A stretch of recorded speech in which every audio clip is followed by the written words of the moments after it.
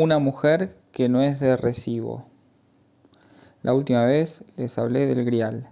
Ustedes son el grial, que yo solidifico despertando de muy diversas formas sus contradicciones, con la finalidad de hacerles autentificar en espíritu, y perdonen la expresión, que le transmito el mensaje. Lo esencial de este grial consiste en sus propios defectos. Como siempre conviene repetir un poco hasta lo que mejor se ha entendido. Trataré de materializar en la pizarra lo que les dije la última vez. Lo que les dije la última vez se refería al otro, aquel dichoso otro que, en la comunicación del Witz, vendrá a completar, en cierta forma a colmar, la ansia que constituye la insolubilidad del deseo. Puede decirse que el Witz le restituye su goce a la demanda esencialmente insatisfecha, bajo el doble aspecto, por otra parte idéntico, de la sorpresa y del placer, el placer de la sorpresa y la sorpresa del placer. El último día insistí en el procedimiento de la inmovilización del otro y de la formación de lo que llamé el grial vacío. Es lo que en Freud se representa como lo que él llama la fachada del chiste. Distrae la atención del otro del camino por el que pasará el chiste. Fija la inhibición en algún lugar para dejar libre en otra parte el camino por donde pasará la palabra ingeniosa. Así es, pues, más o menos, cómo se esquematizan las cosas. El camino se traza desde la palabra aquí condensada como mensaje hasta el otro a quien se dirige. Es el tropiezo, la ansia, el defecto del mensaje, lo que el otro autentifica como chiste. Pero de esta forma se le restituye al propio sujeto como lo que constituye el complemento indispensable del deseo propio del chiste. He aquí pues el esquema que habitualmente nos sirve.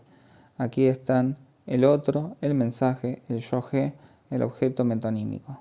Se trata de puntos que ya han sido franqueados y los supondremos conocidos por parte de ustedes. El otro es indispensable para el cierre del círculo, que el discurso constituye cuando llega el mensaje en condiciones de satisfacer, al menos simbólicamente, el carácter fundamentalmente irresoluble de la demanda.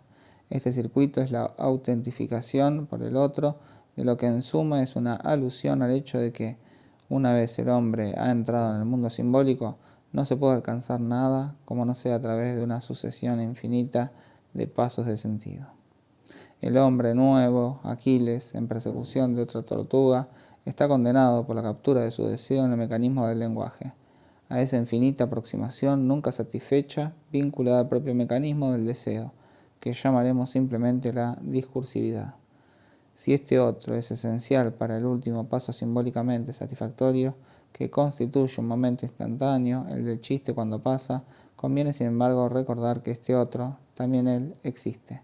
Existe la manera de aquel a quien llamamos el sujeto, que está en algún lugar circulando como la sortija. No deben imaginarse que el sujeto esté en el punto de partida de la necesidad. La necesidad no es todavía el sujeto. Entonces, ¿dónde está? Tal vez hoy nos extenderemos más al respecto. El sujeto es todo el sistema, y tal vez algo que se consuma en este sistema, el otro es igual. Está construido de la misma forma y por eso precisamente puede tomar el relevo de mi discurso. Voy a encontrarme con algunas condiciones especiales que no dejarán de ser representables en mi esquema, si es que puede servir para algo. Estas condiciones son las que dijimos la última vez. Fijémonos en las direcciones de los segmentos. Aquí están los vectores que parten del yo-ge hacia el objeto y hacia el otro. Los vectores que parten del mensaje hacia el otro y hacia el objeto, porque hay una fuerte relación de simetría entre el mensaje y el yo-ge, y asimismo centrífuga y también centrípeta entre el otro propiamente dicho, en cuanto al lugar del tesoro de las metonimias, y este mismo objeto metonímico, en la medida en que está constituido en el sistema de las metonimias. ¿Qué les dije la última vez a propósito de lo que llamé la preparación del chiste? La mejor a veces es no prepararlo, pero está claro que no va mal hacerlo. Solo tenemos que recordar que ha ocurrido cuando yo mismo no lo he hecho. Se han quedado en vilo. Algo tan simple como el at que les conté un día. Parece que dejó a algunos desconcertados. Si hubiera hecho una introducción sobre las actitudes recíprocas del pequeño conde y la jovencita bien educada, tal vez hubieran estado lo bastante achispados como para que At hubiera franqueado algo con más facilidad. Como ponían mucha atención, una parte de ustedes tardó algún tiempo en comprender. Por el contrario, la historieta del caballo de la última vez les hizo reír con mucha más facilidad, porque supone una preparación más larga, y mientras se lo estaban pasando en grande con las frases del examinado en las que encontraban la marca de la poderosa insolencia, que en el fondo reside en la ignorancia, resultaron estar lo suficientemente dispuestos para ver entrar al caballo volante con el que se termina la narración, y que en verdad da su sal. Lo que produzco con esta preparación es el otro. Es con toda seguridad lo que en Freud se llama Hemmung, inhibición. Se trata simplemente de aquella oposición que es la base fundamental de la relación dual, y que en este caso estaba hecha de todas las objeciones que pueden ustedes plantearle a lo que yo presentaba como objeto. Es muy natural, se preparaban ustedes para poder soportar el choque, el abordaje, la presión. Lo que se organiza de esta forma es lo que habitualmente se llama defensa, que es la fuerza más elemental. De esto se trata en esos preludios, que pueden estar hechos de 1000 formas. El sinsentido desempeña a veces un papel de preludio, a modo de provocación que atrae la mirada mental en cierta dirección. Es un señuelo en esta especie de corrida. A veces es lo cómico, a veces lo obsceno. De hecho, a lo que se trata de acomodar al otro es a un objeto. Digamos que, en dirección contraria a la metonimia de mi discurso, se trata de obtener cierta fijación del otro haciéndolo discurrir sobre cierto objeto metonímico. En cierto modo, cualquiera. No es en absoluto obligatorio que tenga la menor relación con mis propias inhibiciones. No importa, cualquier cosa va bien mientras en ese momento el otro esté ocupado con cierto objeto. Es lo que les expliqué la última vez, hablándoles de la solidificación imaginaria del otro, que es la posición inicial que permite que el chiste pase. De modo que hemos de situar en nuestro esquema lo homólogo de la relación con el objeto en el otro, que tomamos aquí como sujeto. Por eso les hago otro sistema, que dibujo en azul. Trazo la homóloga de la línea que llamamos beta, beta', relación del yo G con el objeto metonímico para el primer sujeto. Indicamos así una superposición del sistema del otro sujeto con respecto al sistema del primero. Para que se produzca el relevo desde el otro hacia el mensaje que autentifica el chiste como tal chiste, el relevo ha de producirse en su propio sistema de significantes, o sea, si puedo expresarlo así, se le ha de volver a enviar el problema, de tal forma que él mismo en su sistema autentifique el mensaje como chiste. En otras palabras, mi y alfa suponen inscrito un y alfa paralelo. Y así está puesto exactamente en el esquema. Una necesidad inherente al chiste le da una perspectiva teórica de reproducción hasta el infinito, dado que la buena historieta está hecha para ser contada. Solo está completa una vez contada, y cuando los otros se han reído. El mismo placer de contarla incluye el hecho de que los otros podrán a su vez ponerla a prueba con otros.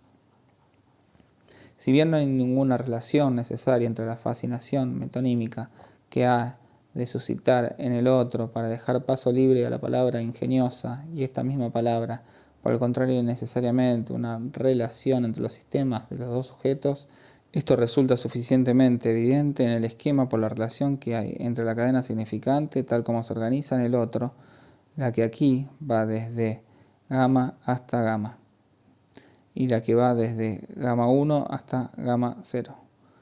Ha de haber una relación, y esto es lo que expresé la última vez diciendo que el otro tiene que ser de la parroquia. No basta con que comprenda en líneas generales el francés, aunque esto ya sea una primera forma de ser de la parroquia. Si hago un chiste en francés, para que pase y resulte, hay muchas otras cosas supuestamente conocidas de las que el otro ha de participar. He aquí pues representadas en el esquema dos condiciones que podemos escribir así. Beta' y beta triple prima. Designa cierta inhibición provocada en el otro. Aquí pongo un signo de dos flechitas en sentido inverso, la una de la otra, que son iguales y de sentido opuesto a mi metonimia, es decir, a gamma alfa. Por el contrario, hay una especie de paralelismo entre gamma alfa y gamma prima alfa prima, lo cual puede expresarse diciendo que gamma alfa puede encontrar su homologación, y ya lo señalamos anotando entre paréntesis un rasgo grosero en el alfa prima gamma prima. El otro lo homologa como mensaje y lo autentifica como chiste. Esto al menos tiene la ventaja de fijar las ideas visualizándolas, porque este es para el intelectual uno de los órganos mentales más familiares. Les visualiza lo que quería decir cuando la última vez les hablé de las condiciones subjetivas del éxito del chiste, a saber, lo que exige del otro imaginario para que, en el interior de la copa que representa este otro imaginario, el otro simbólico lo oiga. Dejo las mentes ingeniosas el cuidado de comparar esto con lo que, cosa curiosa, pude decir antaño con una metáfora, cuando me ocupaba sobre todo de las imágenes imaginarias y de las condiciones de aparición de la unidad imaginaria en cierta reflexión orgánica. Sin duda debía de tener alguna razón para emplear casi el mismo esquema formal cuando utilizaba la imagen del espejo cóncavo a propósito del narcisismo.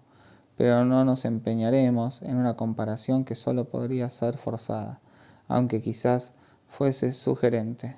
Ahora haremos un pequeño uso suplementario de este esquema, pues sea cual sea el interés de haberles recordado de esta forma el sentido de lo que dije la última vez, sería poca cosa si no hubiera de llevarnos más lejos.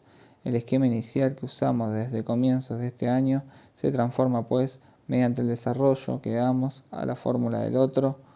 Como sujeto tenemos aquí gamma alfa para el sujeto y beta beta prima para el objeto metonímico. Más allá, en el siguiente escalón, se reproduce esta misma disposición, por la cual el otro tiene también una relación con el objeto metonímico, beta doble prima, beta triple prima, mientras que gamma alfa se convierte aquí en gamma prima alfa prima, y así seguidamente de forma indefinida. El último bucle, ese por el que pasa el retorno desde la necesidad hacia la satisfacción indefinidamente diferida, debe producirse a través de todo el circuito de los otros antes de volver aquí a su punto terminal en el sujeto. Enseguida tendremos que volver a utilizar este esquema. Detengámonos de momento en un caso particular que Freud considera inmediatamente después de haber planteado su análisis de los mecanismos del chiste, de los que este caso no es sino un comentario. Está hablando de lo que llama los móviles sociales del chiste, y de ahí pasa al problema de lo cómico. Es lo que trataremos de abordar hoy, sin agotarlo. Freud dice expresamente que solo lo aborda en la perspectiva del chiste, porque su dominio es demasiado amplio como para que pueda pensar siquiera en penetrar en él, al menos a partir de su experiencia. Para introducirse en el análisis de lo cómico, Freud pone en primer plano lo que, en lo cómico, se encuentra más cercano al chiste. Llama la atención que, con la seguridad de orientación y la pincelada precisa que lo caracterizan, nos presente precisamente como lo más cercano al chiste algo que, a primera vista, podría parecer lo más alejado de lo ingenioso, o sea, lo ingenuo.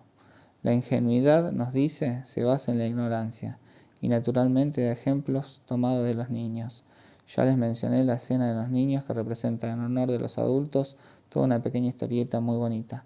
Una pareja se para porque el marido se va a buscar fortuna, vuelve al cabo de algunos años, tras lograr hacerse rico, y a su vuelta la mujer lo acoge diciéndole: «Ya ves, me he comportado magníficamente.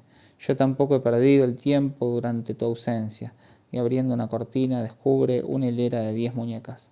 Es como una pequeña escena de marionetas.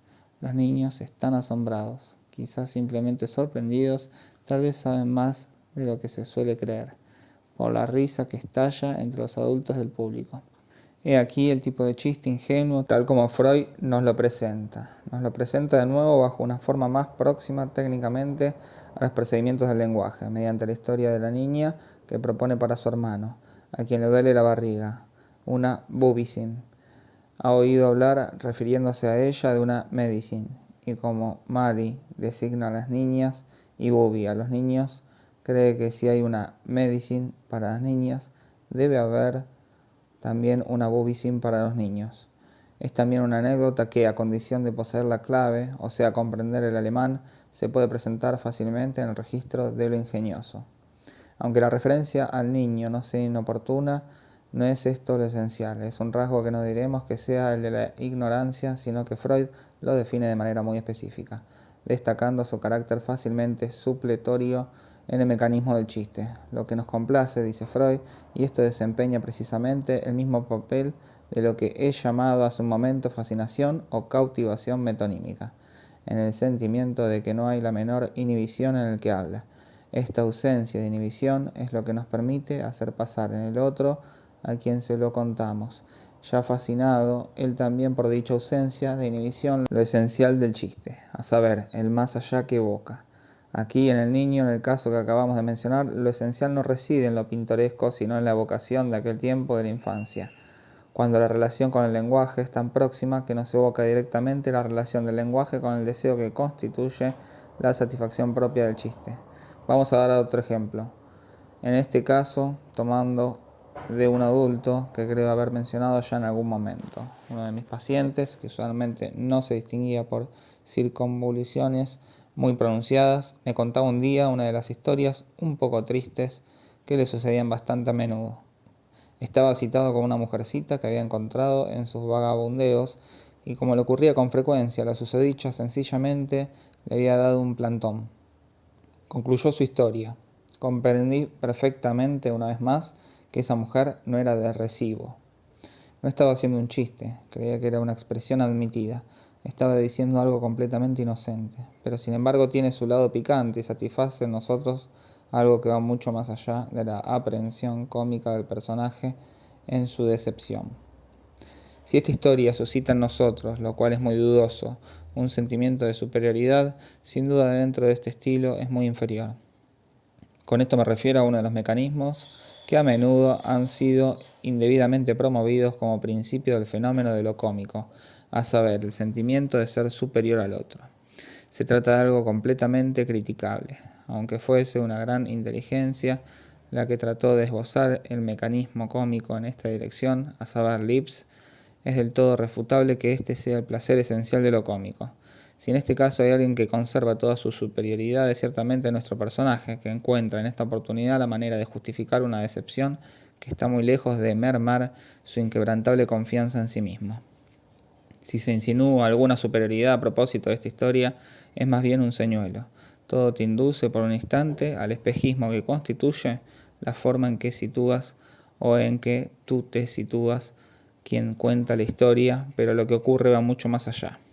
En efecto, detrás del término mujer, que no es de recibo, lo que se designa es el carácter fundamentalmente decepcionante en sí mismo de todo acercamiento al deseo, mucho más allá de ese acercamiento en particular. Lo que nos divierte en este caso es la satisfacción que encuentra en su propia decepción el sujeto que soltó esa expresión inocente. Su decepción la encuentra suficientemente explicada mediante una locución que considera admitida, la metonimia acuñada para ocasiones semejantes. En otras palabras, su decepción la recupera dentro de la chistera en forma de una calabaza de trapo que confunde con las calabazas de verdad, y que de hecho es, a pesar de todo, imaginaria.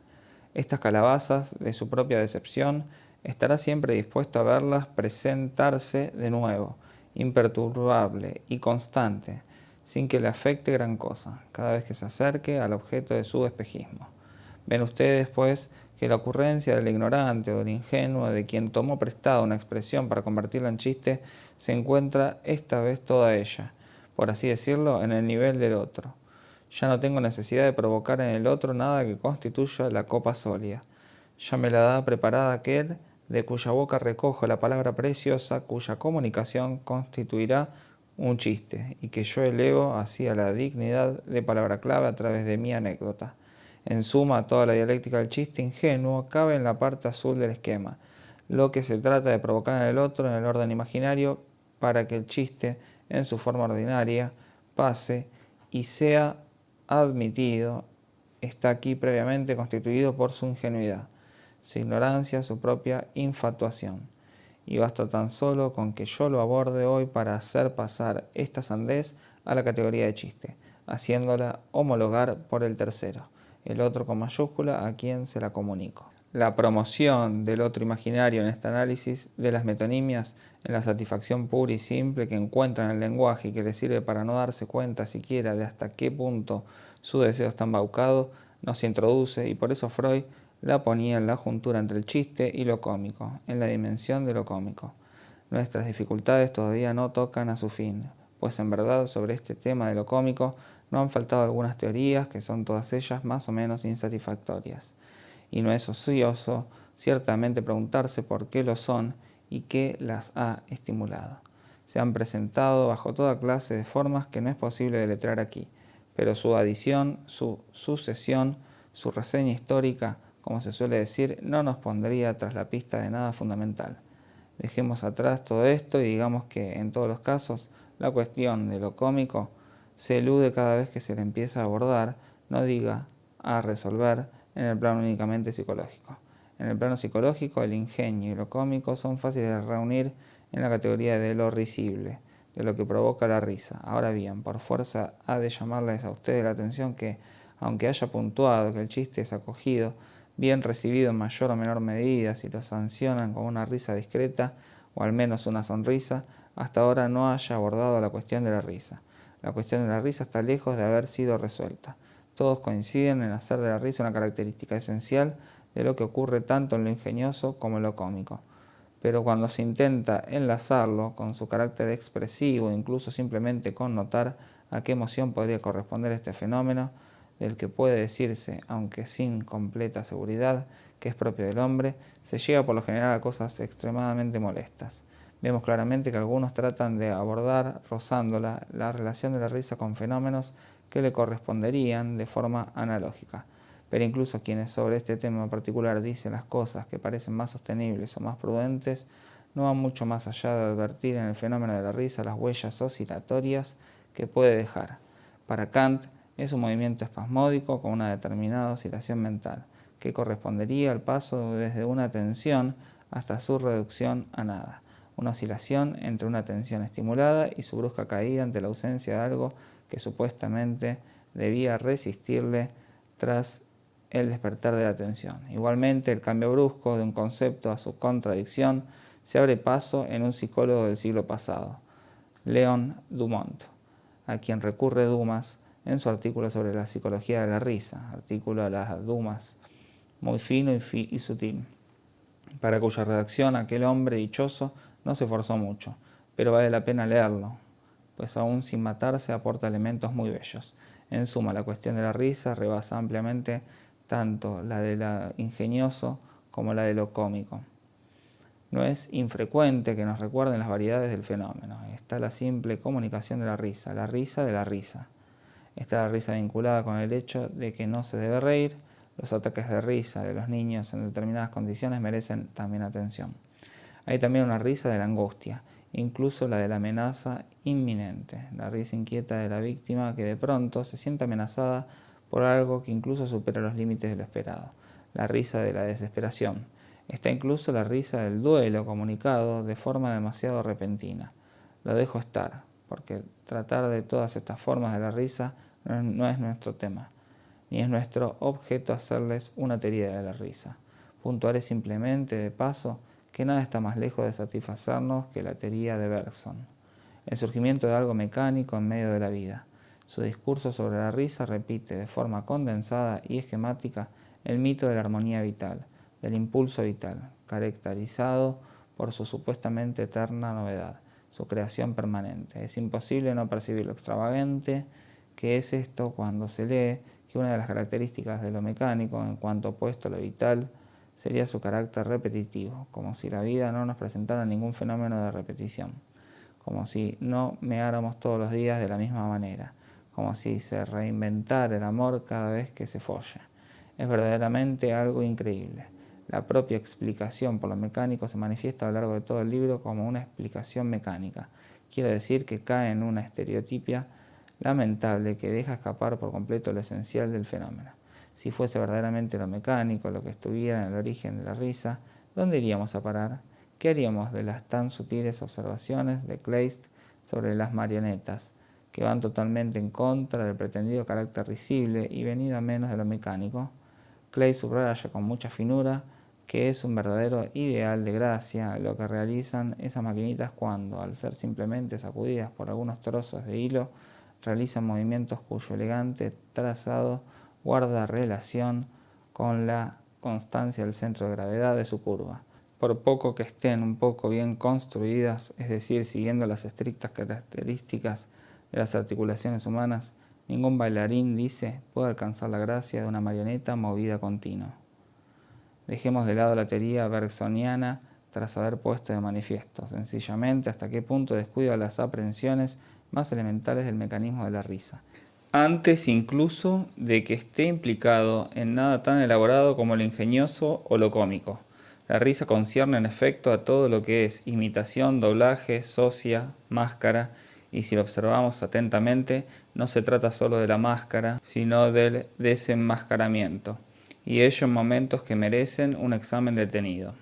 Te acercas a un niño con la cara cubierta por una máscara, se ríe de una forma tensa, con inquietud. Te acercas un poco más y empieza algo que es una manifestación de angustia. Te quitas la máscara, el niño se ríe, pero si debajo de esta máscara llevas otra máscara, no se ríe en absoluto. Me limitaré a indicar que es necesario un estudio y que únicamente puede ser experimental, pero solo puede serlo si empezamos a tener cierta idea de a qué debe ir dirigido. En todos los casos, este fenómeno, como otros que podría alegar a favor de mi afirmación si fuera mi intención insistir en ello, nos demuestra que hay una relación muy intensa, muy estrecha, entre los fenómenos de la risa y la función en el hombre de lo imaginario. La imagen tiene en sí un carácter cautivante más allá de los mecanismos instintivos que le corresponden, como lo manifiesta el pavoneo, ya sea sexual o combativo. Se le añade en el hombre un acento suplementario debido al hecho de que la imagen del otro está, para él, profundamente ligada a aquella tensión de la que les hablaba hace un instante, suscitada siempre por el objeto al que se dirige nuestra atención, que conduce a ponerlo a cierta distancia, con la connotación de deseo o de hostilidad. Nosotros lo relacionamos con la ambigüedad que está en el propio fundamento de la formación del yo y hace que su unidad se encuentre fuera de sí mismo. Hace que sea con respecto a su semejante como se erija y encuentre aquella unidad de defensa que es la de su ser en cuanto ser narcisista. En este campo es donde se ha de situar el fenómeno de la risa. Ahí es donde se producen las caídas de tensión a las que distintos autores atribuyen el desencadenamiento instantáneo de la risa. Si alguien nos hace reír cuando simplemente se cae al suelo, es en función de su imagen más o menos pomposa a la que antes incluso no prestábamos tanta atención. Los fenómenos de prominencia y de prestigio son hasta tal punto la moneda corriente de nuestra experiencia vivida, que ni siquiera percibimos su relieve. La risa estalla en la medida en que el personaje imaginario prosigue en nuestra imaginación sus andares afectados, cuando lo que es su soporte en lo real queda ahí tirado y desparramado por el suelo.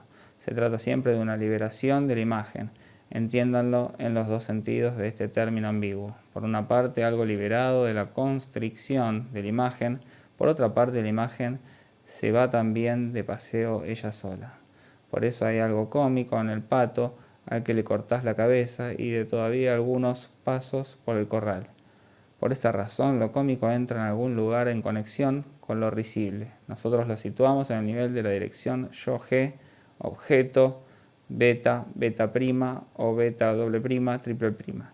Ciertamente, si la risa, como connotación y acompañamiento de lo cómico, reaparece en un lugar más elevado que nos interesa infinitamente más que el conjunto de los fenómenos del placer, es porque el imaginario está interesado en algún lugar en lo simbólico. Pasemos a lo cómico. Para introducir hoy la noción de lo cómico, empezaré otra vez con la anécdota del becerro de oro. La frase de Soulier, en relación con el becerro de oro a propósito del banquero, es ya casi un chiste, al menos una metáfora. Obtiene, pues, de Henry Heine esta respuesta. Para ser un becerro, creo que ya no tiene edad. Observen que si Henry Heine hubiera dicho esto al pie de la letra, no habría entendido nada, y sería como mi ignorante de hace un rato, el que decía una mujer que no es de recibo. En este caso, su réplica sería cómica. Es imposible no percatarse de entrada de una diferencia esencial, lo cómico. En el caso de un witz, lo captamos en estado fugitivo. en una chispa, una palabra, un enfrentamiento dialéctico, pero de todas formas, lo cómico va mucho más allá. La agudeza, para que pase, no hace falta un abrazo muy prolongado, mientras que para lo cómico no basta con un puro y simple encuentro relámpago. Yo me dirijo aquí a todos ustedes, con independencia de su posición actual, sin saber de dónde vienen, ni siquiera quiénes son. Pues bien, para que hubiera entre ustedes relaciones cómicas, sería necesaria una relación que nos implicara mucho más a cada uno con el otro personalmente. Lo pueden ver esbozándose ya en la relación entre Soulier y Heine, y hace intervenir un mecanismo de seducción, porque de todas formas la respuesta de Henry Heine desecha algo en Soulier, en parte. En suma, para que haya posibilidad de lo cómico, es preciso que la relación de la demanda con su satisfacción no se inscriba en un momento instantáneo, sino en una dimensión que le da su estabilidad y su constancia, su vía, en la relación con algún otro determinado. Ahora bien, si en las subyacencias del chiste hemos encontrado aquella estructura esencial de la demanda de acuerdo con la cual, en tanto que el otro la recoge, ha de quedar esencialmente insatisfecha, hay de todas formas una solución. La solución fundamental, la que todos los seres humanos buscan desde el inicio de su vida hasta el fin de su existencia, como todo depende del otro, la solución es tener un otro todo tuyo. Es lo que se llama el amor. En la dialéctica del deseo se trata de tener un otro todo tuyo. El campo de la palabra plena, tal como en otro tiempo lo evoqué para ustedes, está definido en este esquema por las condiciones mismas en las que, como acabamos de ver, puede y debe realizarse algo que sea equivalente a la satisfacción del deseo. Tenemos la indicación de que solo se puede satisfacer en el más allá de la palabra. El vínculo que une al otro con el yo-G, con el objeto metonímico y con el mensaje, define el área donde debe tener lugar la palabra plena, con respecto al mensaje característico que la constituye. Desde una imagen con el tú eres mi maestro o el tú eres mi mujer. Tú, el otro, eres mi mujer. De esta forma, les decía yo, es como el hombre del ejemplo de la palabra plena, en la que se compromete como sujeto, se funda como el hombre de aquella a quien se dirige, y se lo anuncia bajo esta forma invertida. También les mostré su carácter extrañamente paradójico. Es que todo se basa en lo que ha de cerrar el circuito, la metonimia que esto supone. El paso del otro a ese objeto único constituido por la frase requiere de todas formas que la metonimia sea admitida, que a continuación algo pase de gamma a alfa, a saber, que el tú en cuestión no responda pura y simplemente, pues no, de ninguna manera.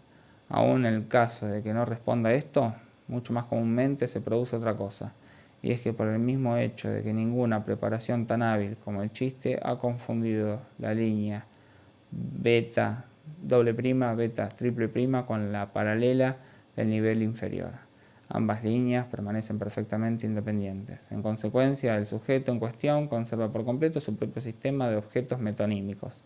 De esta forma, veremos producirse la contradicción que se establece en el círculo de las 4 beta, a saber, que como cada cual tiene, según se suele decir, su propia idea al respecto, esta palabra fundadora tropezará con lo que llamaré, ya que tenemos ahí un cuadrado, el problema, no de la cuadratura del círculo, sino de la circulatura de las metonimias, las cuales permanecen del todo distintas, incluso con el conjugo más ideal. Hay matrimonios buenos, pero ninguno delicioso, dijo La Roquefoucauld. Ahora bien, el problema del otro y del amor se encuentra en el centro de lo cómico. Para saberlo, primero es conveniente recordar que si uno quiere informarse acerca de lo cómico, quizá no sería malo leer comedias. La comedia tiene una historia, la comedia tiene incluso un origen que ha sido muy estudiado. El origen de la comedia está estrechamente vinculado con la relación del ello con el lenguaje. El ello del que a veces hablamos. ¿Qué es? No es pura y simplemente la necesidad radical original, la que está en la raíz de la individualización como organismo. El ello solo aprehende más allá de toda la elaboración del deseo en la red del lenguaje. Solo se realiza en el límite. Aquí, el deseo humano no está capturado de entrada en el sistema del lenguaje, que lo atempera indefinidamente y no deja ningún lugar para que el ello se constituya y se nombre. Es, sin embargo, más allá de toda esta elaboración del lenguaje, lo que representa la realización de aquella necesidad primera que, al menos en el hombre, no tiene ninguna oportunidad siquiera de conocerse.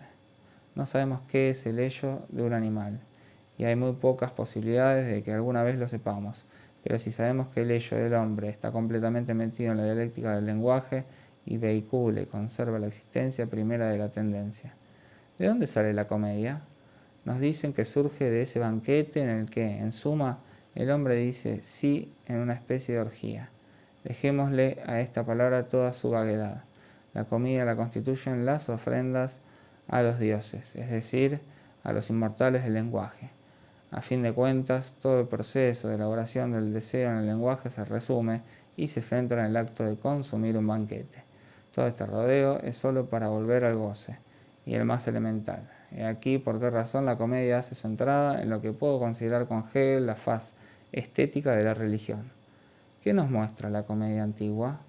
Sería conveniente que dedicaran un poco de tiempo a meter la nariz en Aristófanes. Se trata siempre del momento en que el ello recoge en provecho propio. Se calza las botas del lenguaje para su uso, el más elemental. De acuerdo, en las nubes Aristófanes se burla de Eurípides y de Sócrates, particularmente de Sócrates. Pero ¿cómo los muestra? Nos muestra que toda su bella dialéctica le sirve a un vejestorio para satisfacer sus ansias con toda clase de trucos. Escaparse de sus acreedores, hacerse entregar dinero, o que le sirva a un joven para eludir sus compromisos, faltar a todos sus deberes, burlarse de sus mayores, etc. Se trata del retorno de la necesidad en su forma más elemental, lo que en origen entró en la dialéctica del lenguaje, a saber muy especialmente todas las necesidades del sexo, todas las necesidades ocultas en general, lo vemos aparecer en primer plano en la escena aristofanesca, y va muy lejos. Recomiendo muy especialmente a su atención las obras que se refieren a las mujeres. En ese retorno a la necesidad elemental subyacente a todo el proceso, un papel especial le corresponde a las mujeres, pues por su mediación Aristófanes nos invita, en el momento de comunión imaginaria que representa la comedia, a percatarnos de algo que solo se puede apreciar retroactivamente, que si el Estado existe y también la ciudad, es para sacar provecho de ellos. Es para montar en el ágora un banquete propio del país de jauja que, por otra parte, nadie se cree. Tras haber sido contrariado el buen sentido por la evolución perversa de la ciudad, sometida a todos los roces de un proceso dialéctico, se vuelve otra vez por medio de las mujeres, pues solo ellas saben de verdad qué necesita el hombre, aquel buen sentido, y todo ello adquiere naturalmente la forma más exuberantes. Si resulta picante, es solo por la violencia de algunas de las imágenes que nos revela. Nos permite imaginar bastante bien un mundo donde las mujeres no eran quizás exactamente como nos imaginábamos a través de los autores que nos pintan una antigüedad educada. En la antigüedad, me da la impresión, las mujeres, hablo de las mujeres reales, no de la Venus de Milo, debían de tener mucho vello y no olerían muy bien, a juzgar por la insistencia en la función de la cuchilla de afeitar y ciertos perfumes. De cualquier forma, hay en este crepúsculo aristofanesco, especialmente en lo que se refiere a la enorme insurrección de las mujeres, algunas imágenes muy bellas y que no dejan de impresionarnos. Hay una que se expresa de pronto en la frase de una mujer frente a sus compañeras, quienes no solo se están vistiendo de hombres, sino que se ponen barbas a la manera de los poderosos. La cuestión es simplemente saber de qué barba se trata. Se pone a reír y les dice: qué gracioso se diría que sois una asamblea de sepias asadas con barba. Esta visión en penumbra parece bastante adecuada para sugerirnos todo un trasfondo de las relaciones en la sociedad antigua. ¿Hacia qué evoluciona esta comedia? ¿Hacia la comedia nueva, la que empieza con Menandro y prosigue hasta nuestros días? ¿Qué es la comedia nueva? Nos muestra gente empeñada, en general con la mayor fascinación y terquedad en algún objeto metonímico.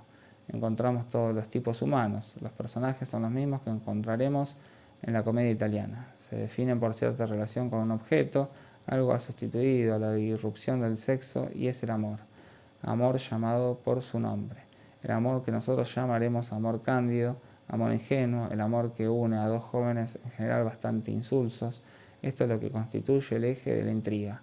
El amor desempeña este papel de eje alrededor del cual gira todo lo cómico de la situación, y así será hasta la aparición del romanticismo, que por hoy dejaremos de lado. El amor es un sentimiento cómico. La cima de la comedia es perfectamente localizable. La comedia, en su sentido propio, en el sentido en que yo le presento aquí ante ustedes, alcanza su cima en una obra maestra única. Esta se sitúa en la historia, en aquel momento bisagra en que la presentación de las relaciones entre el ello y el lenguaje, en la forma de una toma de posesión del lenguaje por parte del ello, dejará paso a la introducción de la dialéctica de las relaciones del hombre con el lenguaje bajo una forma ciega, cerrada, lo cual se lleva a cabo en el romanticismo. En este sentido, tiene mucha importancia el hecho de que el romanticismo, sin saberlo, resulte ser una introducción confusa a la dialéctica del significante en cuanto tal, cuya forma articulada es, en suma, el psicoanálisis. Pero en la línea de la comedia, digamos clásica, la cima se alcanza en el momento en que la comedia de la que hablo, que es de Molière y se llama La Escuela de las Mujeres, plantea el problema de una forma absolutamente esquemática, pues de amor se trata. Pero el amor está ahí como instrumento de la satisfacción. Molière nos plantea el problema de una forma que proporciona sus claves.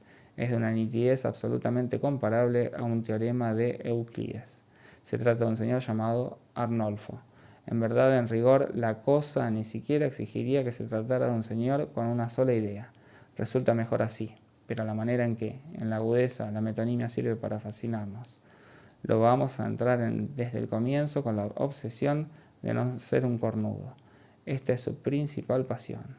Es una pasión como otra cualquiera. Todas las pasiones son equivalentes, todas son igualmente metonímicas. El principio de la comedia es plantearlas así, es decir, centrar la atención en un ello que cree por completo en su objeto metonímico. Cree en él, lo cual no quiere decir que esté ligado a él, porque una de las características de la comedia es también que el ello del sujeto cómico, sea cual sea, salga siempre intacto. Todo lo ocurrido durante la comedia le ha resbalado como agua sobre las plumas de un pato. La escuela de las mujeres termina con un uff de Arnolfo, y sin embargo sabe Dios por qué paroxismos no ha pasado.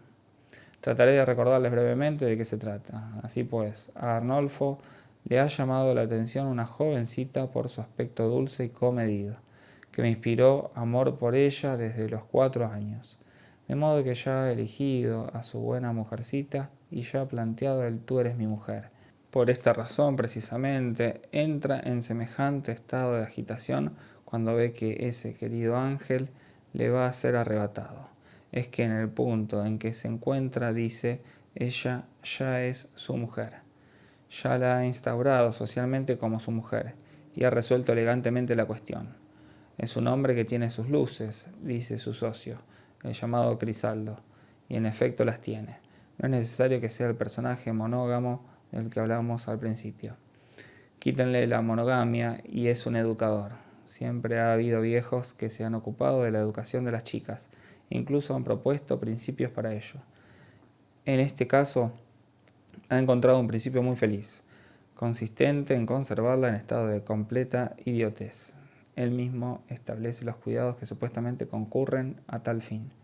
Y no se creería usted, le dice a su amigo, hasta qué punto es así. Pues no me pregunto el otro día si no se hacían los niños por la oreja. Esto mismo hubiera podido ponerle la mosca en la oreja, pues si la chica hubiera tenido una concepción fisiológica más sana de las cosas, tal vez hubiera sido menos peligrosa. Tú eres mi mujer, es la palabra plena cuya metonimia son aquellos deberes del matrimonio congruentemente explicados que le hace leer a la pequeña Agnès. Es completamente idiota, dice, y cree poder basar en ello, como todos los educadores, la seguridad de su construcción. ¿Qué nos muestra el desarrollo de la historia? Podría llamarse ¿Cómo les viene a las chicas el ingenio? La singularidad del personaje de Agnes parece haberles planteado un verdadero enigma a los psicólogos y a los críticos. ¿Es una mujer, una ninfómana, una coqueta, una esto o lo otro? De ninguna manera. Es un ser a quien le han enseñado a hablar y que articula. Está prendida de las palabras del personaje, por otra parte, completamente insulso del jovencito. Este Horacio interviene en el asunto cuando, en la escena principal en la que Arnolfo le propone que se arranque la mitad de los cabellos, ella le responde tranquilamente: Horacio, con 2 palabras haría más que vos. Así puntúa ella con toda exactitud lo que está presente a lo largo de toda la obra, a saber, que al encontrarse con el personaje en cuestión se le ocurrió precisamente que dice cosas ingeniosas y dulces de oír, arrebatadoras. Lo que él dice, ella es del todo incapaz de decírnoslo y de decírselo a ella misma, pero es algo que llega a través de la palabra, o sea, a través de lo que rompe el sistema de la palabra aprendida y de la palabra educativa. Así es como queda cautivada. La clase de ignorancia, que es una de las dimensiones de su ser, está simplemente relacionada con esto, que para ella solo está la palabra. Cuando Arnolfo le explica que el otro le ha besado las manos, los brazos, ella pregunta: ¿hay algo más? Y está muy interesada. Es una diosa razón. Esta Agnes, por otra parte, el término polemista se le atraganta a Arnolfo cuando le reprocha a Agnes su ingratitud, su falta de sentimiento del deber, su traición, y ella le responde con una admirable pertinencia: Pero, ¿qué es lo que os debo? Si soles haberme idiotizado, se os reembolsarán los gastos.